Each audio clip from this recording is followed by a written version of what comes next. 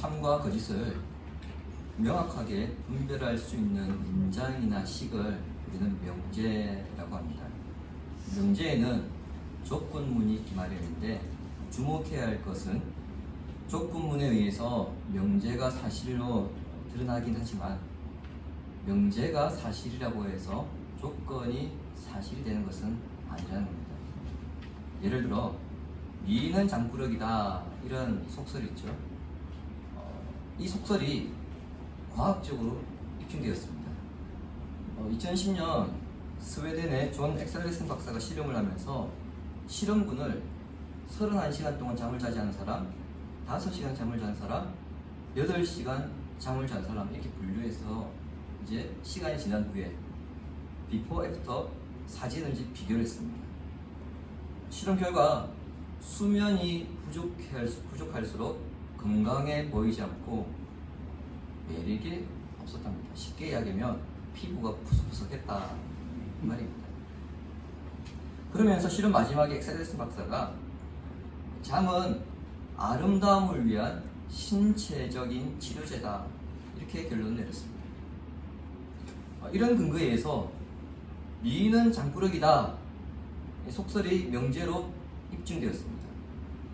그렇다면 반대로 장꾸러기는 미인입니까? 미인은 장꾸러기다 이 명제는 우리가 인정이 돼요. 그럼 장꾸러기는 다 미인인가요? 아니라는 거죠. 꼭 그렇게 말할 수 없습니다. 실제 국가별 미의 기준이 다릅니다. 한국은 요즘 화장품에서 그 트렌드가 잘 드러나는데 우리나라의 미의 기준은 요즘 미백 피부죠. 그리고 일본은 살짝 보이는 덧니라더라고요. 타지키스탄은 일자 눈썹이 아름다움입니다. 프랑스는 꾸미지 않은 자연스러움. 그리고 미얀마의 카렌족은 혹시 보신 분 있을지 모르겠는데 목이 길게 해서 그 링을 달아놓습니다. 긴 목이 미의 상징이라는 겁니다. 그런데 이러한 기준이 모든 시대에 다 통용되는 것은 아니죠. 그 당시의 그 시점의 기준입니다. 이렇게 볼 때 때로는 하나의 명제가 다른 명제와 충돌될 수 있음을 우리는 보게 되어지죠. 명제와 명제가 충돌한다는 것은 사실과 사실이 충돌한다는 것이고 논리와 논리가 충돌한다는 것입니다. 따라서 절대 진리가 없다, 절대 선은 없다고 주장하는 오늘날 포스트 모더니즘 사회에서는 이러한 명제의 충돌을요 사실 큰 문제로 여기지 않습니다.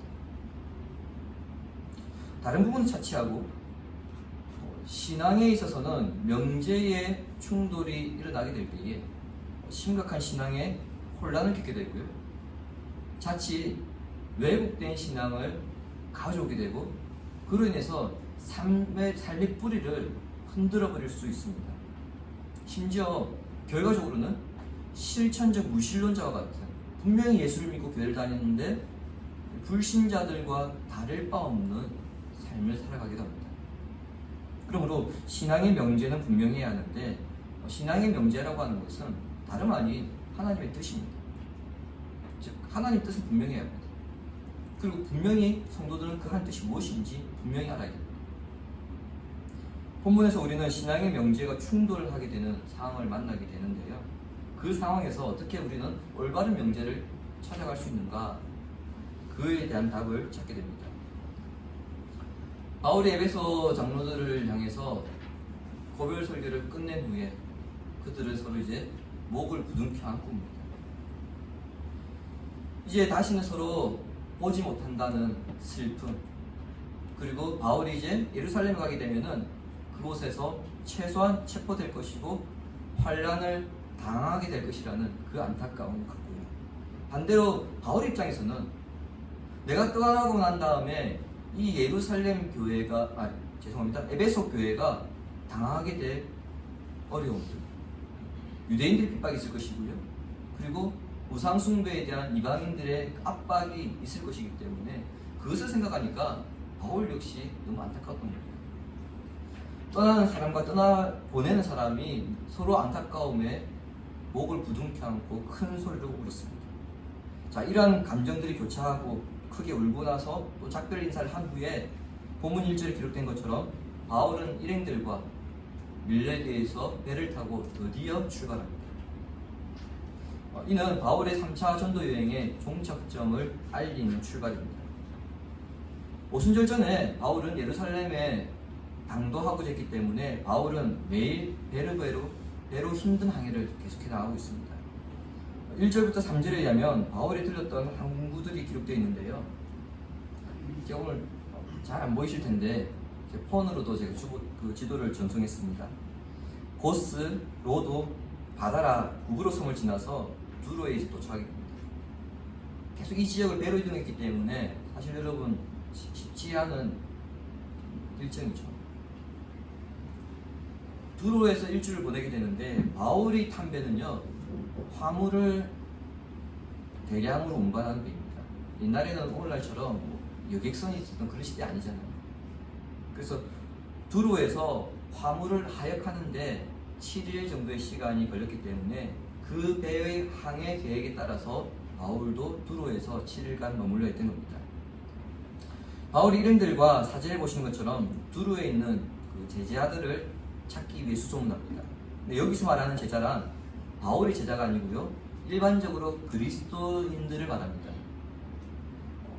두로는 주로 유대인들보다 이방인들이 거주하는 지역이었고요, 바울은 1, 2, 3차 전도 여행 기간 동안에 두로를 한 번도 방문한 적이 없었습니다. 따라서 바울의 제자가 두로에 있을 리는 만무했습니다. 바울은 두로에서 그리스도를 믿는 사람이 있는가, 그래서 그리스도인들을 찾기 시작한 것이고요, 수소문 끝에 신자들을 만나게 되어서 그들과 일주일 동안 교제하게 됩니다. 그런데 본문에 의하면 교제라고 하기에는 뭔가 분위기가 이상합니다. 4절 보십시오. 제자들을 찾아 거기서 이래를 머물더니 그 제자들이 성령의 감동으로 바울더러 예루살렘에 들어가지 말라 하더라. 성령의 감동으로 이렇게 번역되어 있는데 이 말은 성령을 통하여 그런 뜻입니다. 성령을 통하여. 두로에 있던 그리스도인들이 성령으로 인해 바울에게 예루살렘에 들어가지 말라고 간곡하게 부탁하고 있기 때문에 우리가 생각하는 교제와는 이 분위기가 다른 것입니다. 헬라어 성경 원문에는 들어가지 말라, 이 동사가 미완료 형태로 되어 있습니다. 자, 여러분, 완료와 미완료의 형태가 무엇입니까? 완료에는 끝났다는 얘기죠. 미완료는 이 말이 끝나지 않았다는 얘기예요. 아침에도 이야기하고 점심에도 이야기하고 저녁에도 이야기하고 헤어져서 그 다음날 다시 만나가지고 예루살렘에 들어가면 안 돼. 점심 때도 또 안 돼. 저녁 때도 안 돼. 하루 종일 이야기만 하고 있는 겁니다. 며칠 동안요? 일주일 동안. 바울에게 이야기했습니다. 근데 이 인간이 말귀를 못 알아들어요. 에라 모르겠다, 니 알아서 해라, 그런 식이 아닙니다. 간곡하게 계속해서 만류하고 있습니다. 제자들이 이렇게 계속해서 바울을 만류하는 이유가 무엇입니까? 성령께서 그들에게 알게 하셨기 때문입니다. 어떤 일이 일어날지 눈앞에 훤히 보이게 하셨기 때문입니다. 그러니까 간청하지 않을 수 없는 거예요.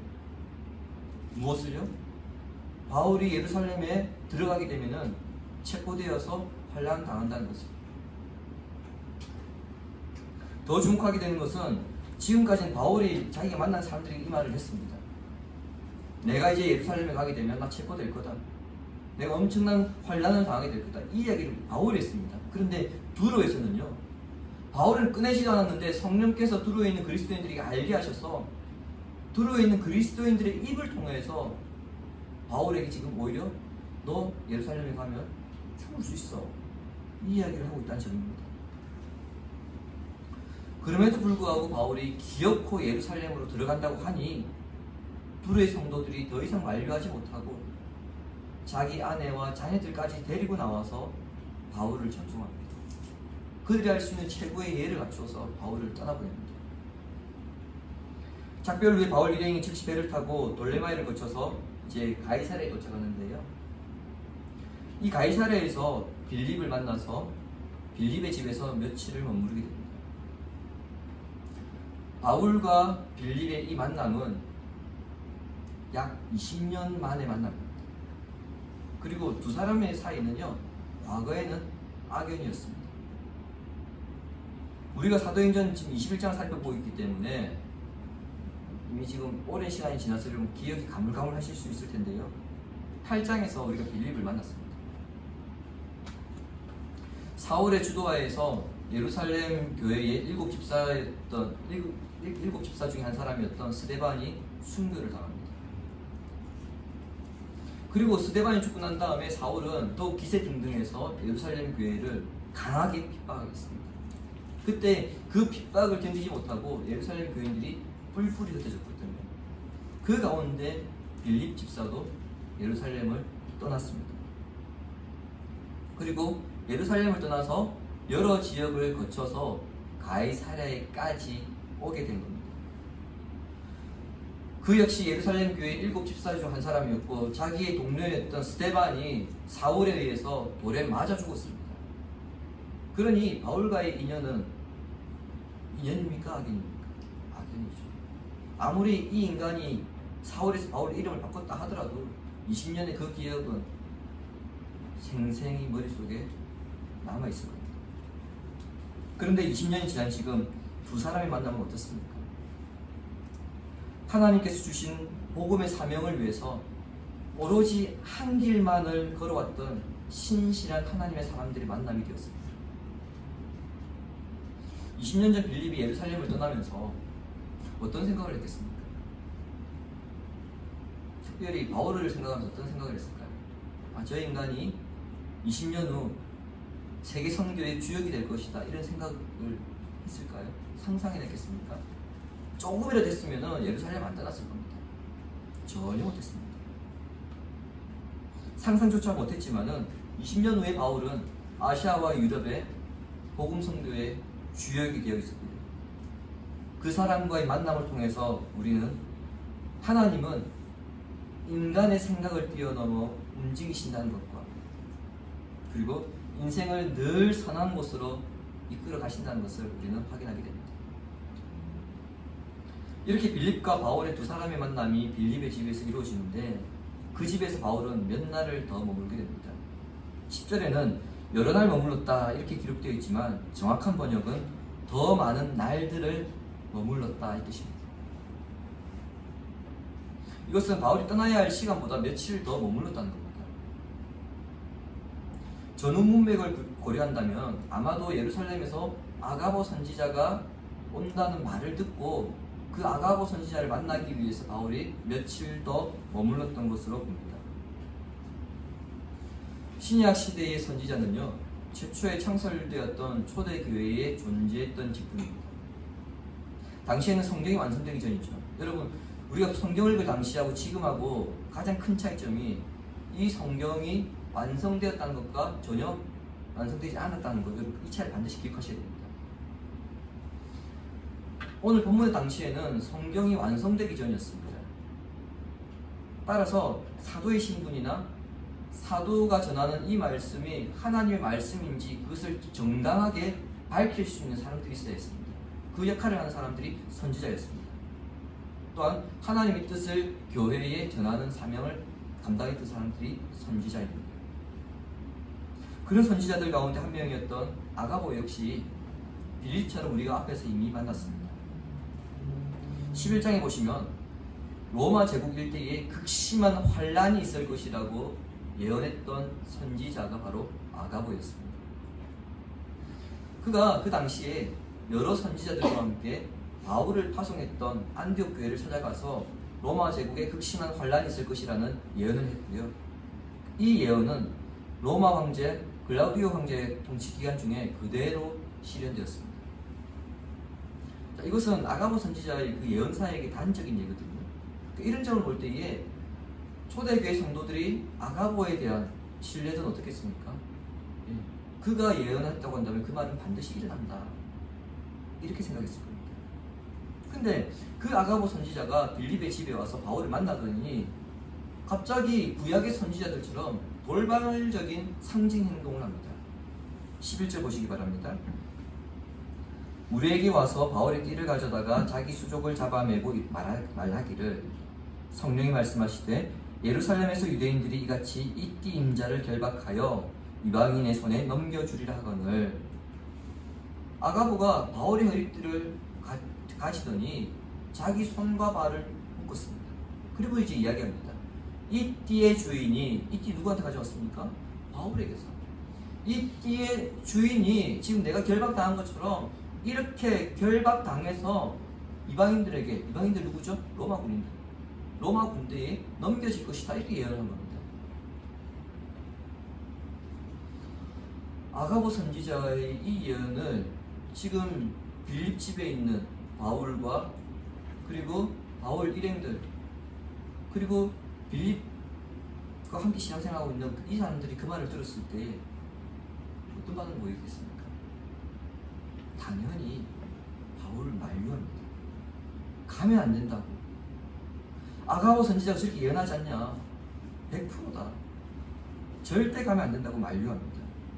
그런데 이때는요, 지금까지 바울과 밀레도에서, 아니 그 전에 고린도에서부터 이곳 가이사랴까지 동행했던 바울 일행까지도 동참해서 만류합니다. 절대 가면 안 된다고 만류합니다. 13절에 의하면 이들이 점잖게 만류한 게 아닙니다. 가지 마세요. 가면 안 됩니다. 이런 식으로 말하는 게 아닙니다.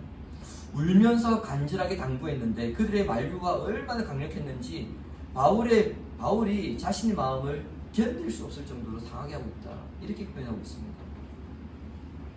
밀레도에서도 만류하였고요, 두로에서도 만류하였고, 그리고 가이사랴에서도 만나는 성도들마다 바울에게 가면 안 된다고 이렇게 만류하고 있습니다.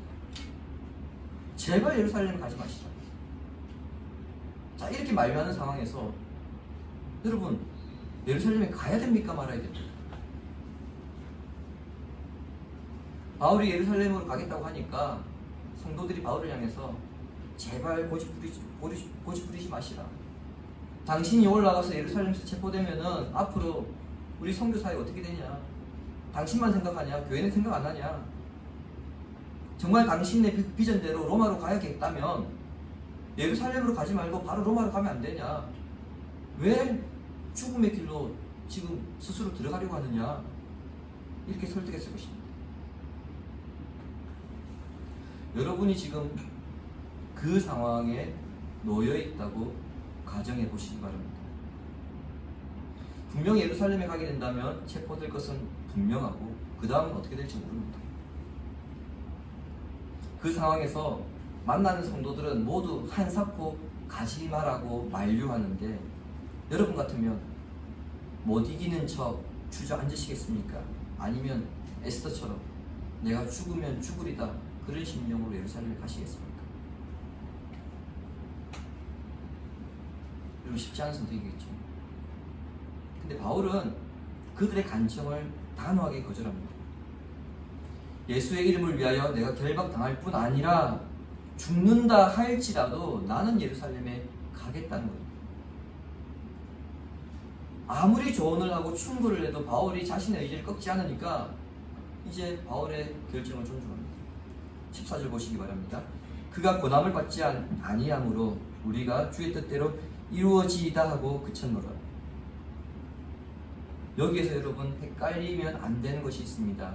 그것은 바울의 의지가 너무 강력하고 아무리 만류해도 바울이 듣지 않으니까 더 이상 당신하게 말하기 싫다, 이런 식의 가든지 말든지 니 알아서 해라, 그런 뜻으로 말하는 것은 절대 아니라는 점입니다. 이 점 오해하시면 안 됩니다.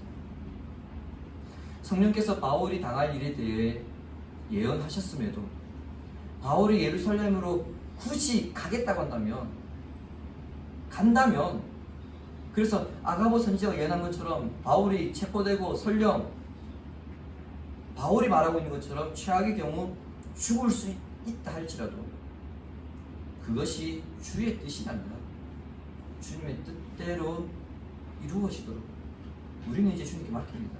여러분, 그런 말입니다. 이 결과가 어떻게 나타나든 이것이 주님의 뜻이라고 한다면 우리는 그 뜻에 순종하겠습니다. 받아들이겠습니다. 그런 뜻입니다. 이제 여기에서 우리는 중요한 문제에 대한 답을 찾아야 합니다. 그것은 바울의 말이 맞는가? 아니면 바울을 제외한 바울을 만류하고 있는 사람들이 말이 맞는가입니다.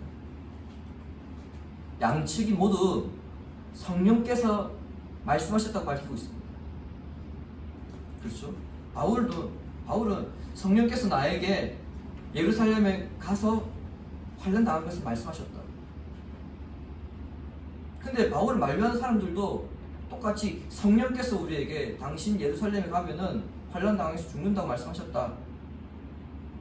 가지 마시라 이렇게 만류하고 있단 말이에요. 이것을 우리는 어떻게 보아야 하는가입니다. 여러분은 누구의 말이 맞다고 생각하십니까? 성령께서 말씀하셨으니까 예루살렘에 가야 됩니까? 아니면 성령께서 말씀하셨으니까 예루살렘에 가지 말아야 합니까? 바울의 말이 맞습니까? 아니면 바울의 말을 만류하는 사람들이 말이 맞습니까? 당연히 여러분 쉽게 이렇게 대답하시겠죠. 한결같이 바울의 말이 맞습니다. 왜요? 사도행전 주인공이니까. 자, 그렇다면 제가 다시 질문 드릴게요. 바울의 말이 맞다고 생각하시는 분들만 제가 질문 드리겠습니다. 그렇다면 바울을 만류했던 사람들의 말은 왜 틀렸습니까? 바울이 말이 맞다는 것은 이 사람들의 말은 틀렸다는 얘기예요. 그럼 이 사람들의 말은 왜 틀렸죠? 이 답을 구체적으로 찾는 것이 대단히 중요합니다. 실제 이와 비슷한 상황을 우리가 신앙생활 하면서 만날 수 있고, 분명 하나님의 뜻 같은데 그래서 나는 선택했고 이 길을 가고 있는데 그것이 훗날 잘못된 판단이었다, 내가 판단에 오류를 일으켰다, 이렇게 후회할 때가 있기 때문입니다. 아울러 이 답을 찾지 못하기 때문에 우리가 하나님의 뜻을 오해하고 잘못 판단하는 경우도 생깁니다. 특별히 오늘날은 구약이나 오늘 본문의 이 상황처럼 하나님께서 선지자를 통해서 직접 계시하지 않습니다. 왜요? 이미 우리는 계시의 완성인 성경을 가지고 있기 때문입니다. 따라서 여러 문제들이 복합적으로 일어나는 상황 가운데서 하나님의 뜻을 찾는다는 것은 여간 어려운 일이 아니기 때문에 시행착오를 겪지 않기 위해서 우리는 답을 찾아야 합니다. 왜 바울을 만류했던 사람들이 말을 틀렸을까요? 왜 바울의 말이 맞을까요? 간과하면 안 되는 것은요, 바울을 만류했던 사람들의 말이 맞다는 겁니다. 틀린 건 아니에요. 성령께서 말씀하시지 않느냐, 당신 예루살렘으로 가면은 죽을 수 있다. 여러분, 이 말 맞습니다. 틀린 말 아니에요. 그래서 여러분, 사도행전에서 계속해서 본문에서 성령을 통하여 이게 반복되고 있는 겁니다. 그런데 이 사람들이 잘못 판단하는 것은 무엇입니까? 가면 안 된다는 거예요. 가면 안 된다. 가면 안 된다. 이것은 성령의 뜻이 아니라 자신들의 생각입니다. 성령은 이 사람들에게 바울이 예루살렘에 가면 환난을 당한다, 거기까지만 말씀하신 겁니다. 그것은 성령께서 바울에게 말씀하신 것과 동일합니다. 그런데 이 사람들은 한 걸음 더 나갔죠. 아, 그렇구나. 예루살렘에 가면 죽을 수 있으니까 가면 안 되는구나. 여러분, 그것은 자신들의 생각이에요. 그러니까 성령의 뜻과 자신의 생각을 명확하게 구분 못해서 자신의 생각까지 성령의 뜻으로 착각한 겁니다. 우리의 상황에서 우리가 살아가면서 이처럼 하나님의 뜻이 서로 충돌되는 것처럼 보일 때가 있습니다. 근데 정확하게 이야기하자면 하나님의 뜻이 충돌되는 것이 아니고 사실은 하나님의 뜻과 인간의 생각이 충돌하는 겁니다. 주님의 사랑하신 신까지신 성도 여러분, 오늘 이 시대에 앞서 말씀드렸던 것처럼 하나님의 뜻은 직통계시로 나타나지 않습니다. 우리가 살아가면서 선택해야 하는 상황에서 우리가 기도하며 선택해 나갈 때에 그 결과가 어떠하든 그 되어져 가는 상황이 하나님께서 우리를 인도하는 것이다. 우리는 그렇게 믿고 받아들이는 것이 하나님의 뜻에 순종하는 것입니다. 때로는 하나님의 뜻이 이것 같기도 하고 저것 같기도 합니다. 그런데 분명 하나는 잘못된 선택 같기도 하고, 또 이것 때문에 잘못 선택함으로써 신앙의 변질을 가져오는 상황에 직면하게 될 때도 있습니다. 따라서 하나님의 뜻이 충돌되는 것 같은 상황에 직면할 때에 여러분 이 말씀을 기억하시기 바랍니다. 고린도전서 10장 23절 함께 읽겠습니다. 모든 것이 가하나 모든 것이 유익한 것은 모든 것이 가하나 모든 것이 덕을 세우는 것이 아니니. 무슨 말입니까? 하나님의 뜻과 뜻이 충돌되는 것은 결코 일어나지 않기 때문에 그와 같은 상황에서 어떤 선택을 하든 하나님의 인도하심으로 우리가 모든 것을 다 지부해서는 안 된다는 겁니다. 하나님의 뜻과 인간의 생각을 구분해야 한다는 겁니다. 우리가 기도하면서 어떤 결정을 내리고 그 결정대로 일이 진행되어져 가는 것, 여러분 이것은 하나님의 인도하심이고 하나님의 뜻이 맞습니다. 근데 그 과정에서 내 생각을 집어넣어서 이렇게 되었으면 좋겠다 이거 선택하는 것을 가지고 하나님의 뜻이라고 생각해서 안 된다는 겁니다. 그러면 어떻게 해야 합니까? 아주 쉬운 방법이 있습니다. 로마서 8장 28절 또 같이 읽습니다. 우리가 알거니와 하나님을 사랑하는 자 곧 그 뜻대로 부르심을 입은 자들에게는 모든 것이 합력하여 선을 이루느니라. 아멘. 생명과 사명을 선택할 때 대부분 사람들은 여러분 생명을 선택합니다. 그리스도인들이라고 해서 예배가 아닙니다. 그리스도인들조차도 생명을 선택합니다. 그런데 바울처럼 우리가 사명을 선택한다면 하나님은 모든 상황 가운데서도 합력하여서 선을 이루게 하신다는 겁니다. 그러므로 우리가 무엇인가 선택할 때에 도저히 이게 둘 다 하나님 뜻 같고 충돌되는 것처럼 보여서 어찌할 바를 모를 때에 가장 간단한 방법은 하나입니다. 어느 것이 더 가치 있는 것입니다. 그리고 어느 것이 사명을 위한 것인가, 그것을 선택하시면 됩니다. 그렇게 할 때에 우리의 모든 삶에 주의 뜻이 임하게 되는 복이 임하게 될 것입니다.